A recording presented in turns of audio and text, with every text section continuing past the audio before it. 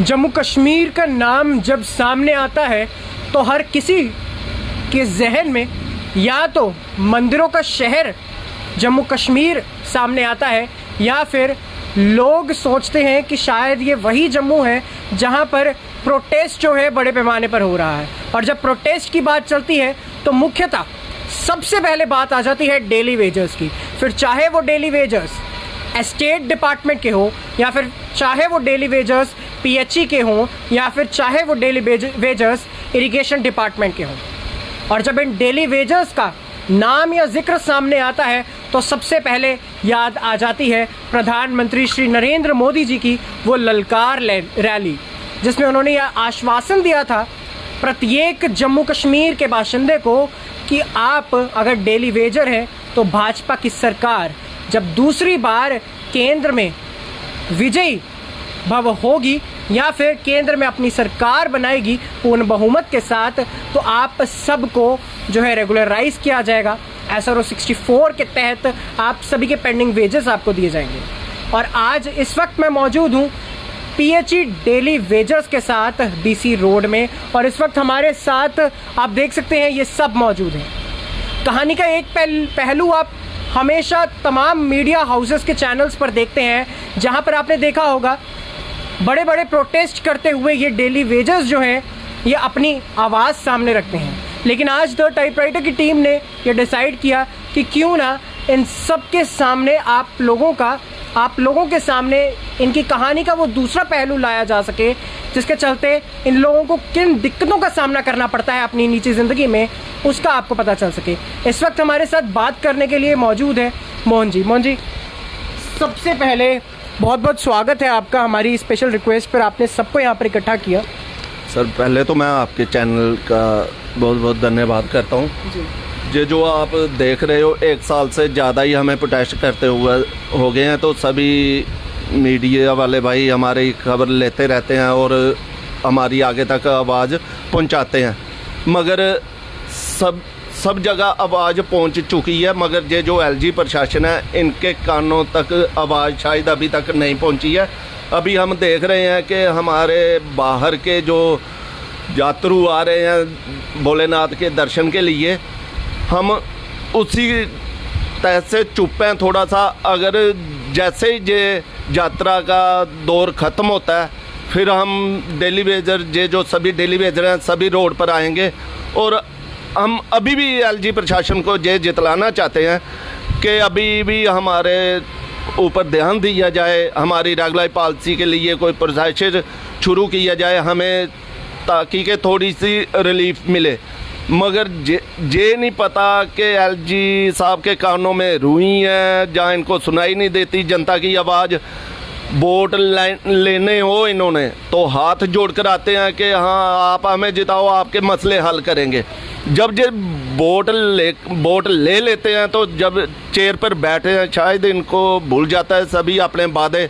अभी आपने जो जिक्र किया कि ललकार रैली में मैं भी वहाँ पे बैठा हुआ था, नरेंद्र भाई मोदी ने यही बोला था कि जैसे ही हमारी सरकार सत्ता में आती है तो हम सबसे पहले ये जो डेली वेजर का मुद्दा है ये हल करेंगे।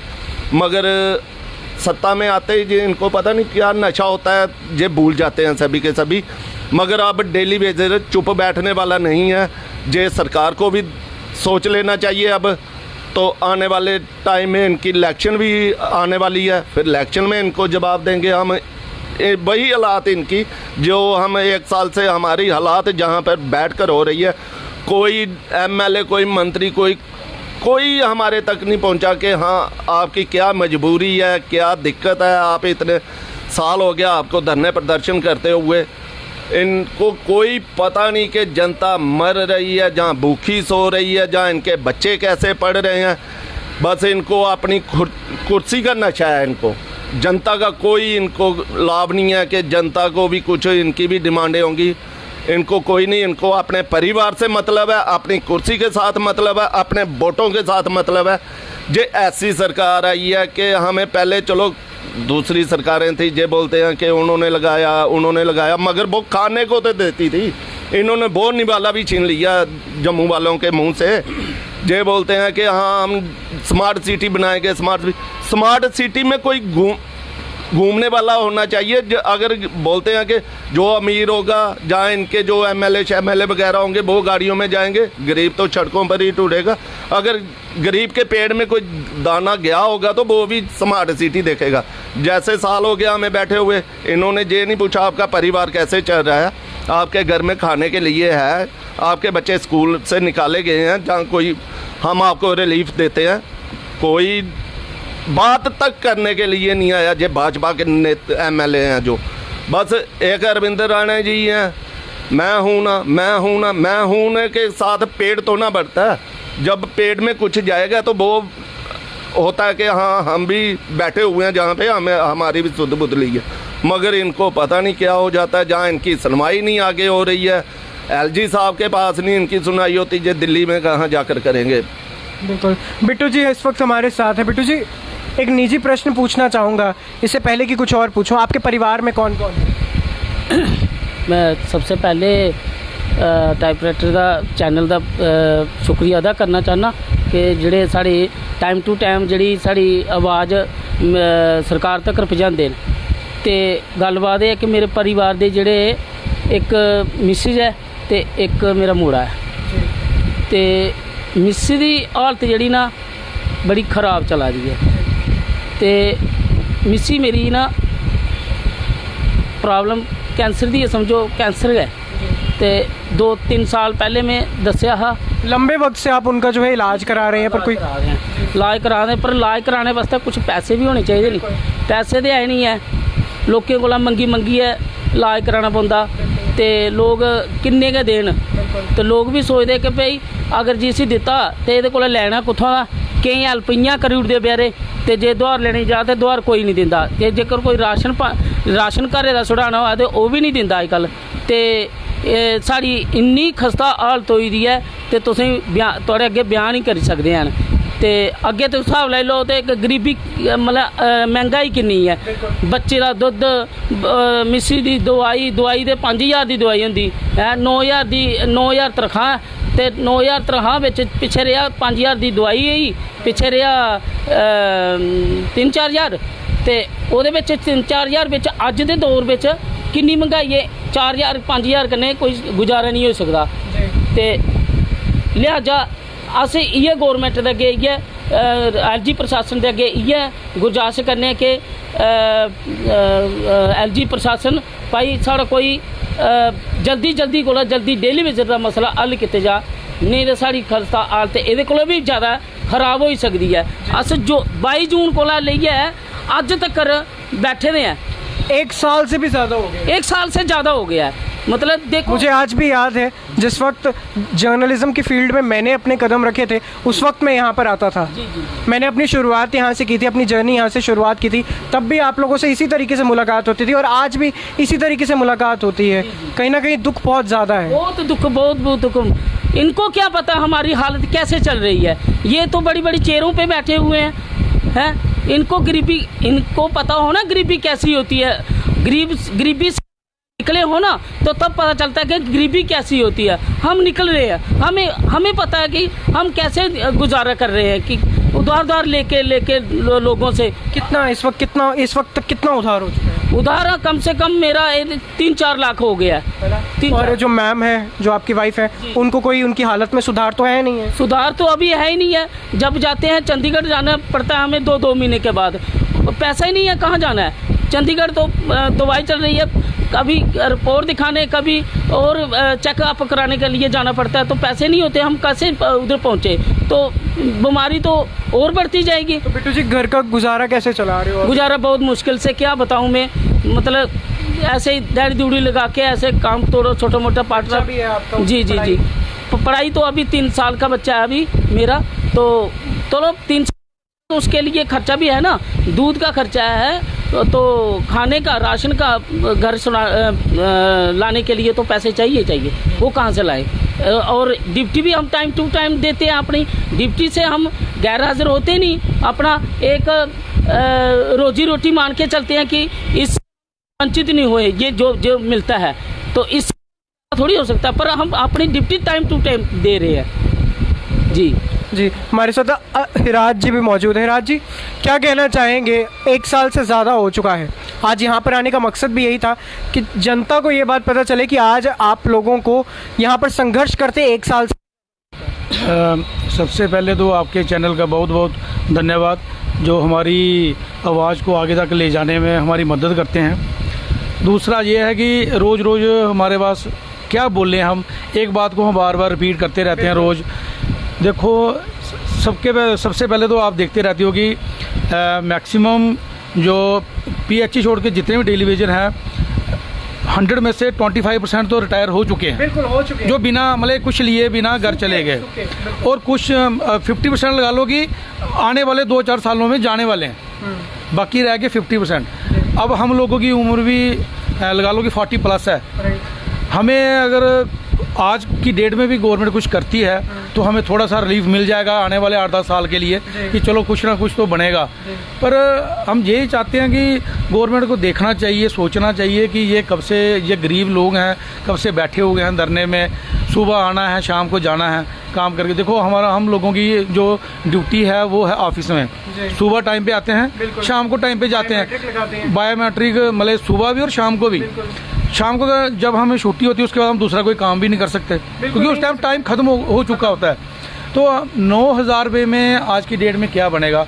आप देख लो कि महंगाई कहाँ से कहाँ पहुँच गई है। आज की डेट में आप टमाटर ले लो, पेट्रोल से महंगा तो टमाटर हो गया है, जो 200 रुपया kg है। आम जनता जो है, हम जैसे लोग, हम तो मतलब चावल लेने के लिए पैसे नहीं होते हैं, टमाटर तो बहुत दूर की बात है, सब्जी बहुत दूर की बात है, पढ़ाना तो दूर की बात है कि हम लोग कैसे पढ़ाएंगे अपने बच्चों को। हम दिन रात सोच के ये मतलब रोते हैं, मतलब छुप के घर वालों से। घर पे कौन कौन है? मेरे घर में मेरे मम्मी पापा हैं, मैं हूँ, मेरी वाइफ है और मेरा एक बेटा है। बेटा कौन सी क्लास में है? बेटा मेरा 5th क्लास में पढ़ता है, और मेरी सिस्टर, उनकी तो शादी हो चुकी है। पर हमारे घर में हम जो 5 लोग हैं। और मैं आपको क्या बताऊं, मेरे पे हो तो मैं तो अपने बेटे को तो पढ़ा भी नहीं सकता। वो तो शुक्र है भगवान का कि मेरे फादर साहब जो हैं वो जॉब करते थे, वो अभी वो मतलब रिटायर होकर पेंशन ले रहे हैं, अपना और हमारा। और जी एक सवाल यहाँ पर मैं एक निजी प्रश्न पूछना चाहूँगा। आप माफ़ी चाहूँगा आपसे इस तरीके का सवाल पूछते हुए। कैसा फील होता है कि जो आपके फादर साहब हैं, शायद आज उनको आपके कंधों की ज़रूरत है, लेकिन आज भी वो आपको सपोर्ट कर रहे हैं। आज जब आप ऑलमोस्ट 40 टच करने वाले होंगे, 40 टच कर चुके हैं, लेकिन आपको कैसा फील होता है कि जब आपके जो बुज़ुर्ग पेरेंट्स हैं वो आज भी आपको सपोर्ट कर रहे हैं, आज भी आपका खर्चा चला रहे हैं? देखिए, इसमें मैं क्या बताऊं, जो मेरे फादर साहब पेंशन लेते हैं, एक तो वो घर का मतलब जो पूरा राशन वगैरह है वो चलाते हैं। दूसरा मेरे जो बेटा है उसकी पढ़ाई का खर्चा वही उठा रहे हैं, हालांकि मैं नहीं उठा सकता हूँ, वो उठा रहे हैं। और अब खुद पीछे अब कोई 7-8 महीने पहले उनकी खुद टांग फ्रैक्चर हो गई थी, ऑपरेशन करवाया, अभी भी दवाई पे हर महीने 5-6 हज़ार रुपया लगता है, वो खुद कर रहे हैं।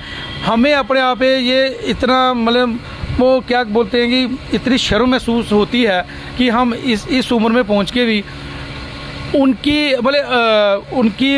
उनका सहारा बनने की बजाय हम अपना कुछ नहीं कर सकते थे, उनका क्या करें। हमें ये सोच के अफसोस भगवान पे भी आता है कि हमें कौन सी जगह ये हमने आपने अगर भेजना ही था, कुछ सोच समझ के भेजना था, कुछ मतलब साथ में कोई किस्मत देनी थी कि थोड़ा लोगों की तरह हम भी अच्छी ज़िंदगी बसर करते। पर लोगों को देख के हमें दुख होता है। दुख क्या होता है? अपने पे दुख होता है, लोगों के ऊपर नहीं, अपने पे दुख होता है कि हमारा कुछ नहीं बन रहा। लोग अपनी जगह खा भी रहे हैं, लगा भी रहे हैं, गाड़ियों में घूम रहे हैं। और एक उम्मीद है कि चलो 13-14 साल हो गए मुझे भी लगे हुए, और एक गवर्नमेंट से ये उम्मीद थी कि चलो आप पहले यही सुना था, हम जब लगे थे तब यही सुनते आए थे कि 7 साल के बाद पक्का कर देते हैं। हम यही सुन के लगे थे कि हम भी 7 साल के बाद पक्के हो जाएंगे। अब हमें भी, मुझे भी 13-14 साल हो गए हैं लगे हुए, तो गवर्नमेंट टच की मस्ती नहीं हो रही। ये एक दूसरे के ऊपर ब्लेम लगाती है गवर्नमेंट।